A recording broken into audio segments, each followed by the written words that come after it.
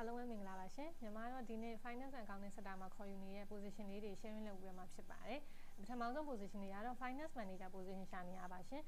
agriculture company တခုအတွက်ပေါ့နော်သူကတော့ manager level မှာexperience 9နှစ်ကနေ9နှစ်အတွင်းရှိတဲ့သူတွေလျှောက်ထားလို့ရပါတယ်ရှင် salary ကတော့350 ထိ open ပေးထားပါတယ်ရှင်ဒုတိယ position တွေကတော့ညီမတို့ business analyst manager position ရှာနေရရှိပါတယ်ဒီညီမတို့ international manufacturing company တခုအတွက်ပေါ့နော်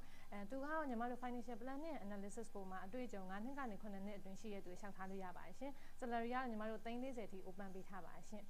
နောက်ဆုံး position တွေကတော့ညီမတို့ chief audit executive position ရှာနေရရှိပါတယ်သူကတော့ဒီ consumer electronic company တခုအတွက်ပေါ့နော်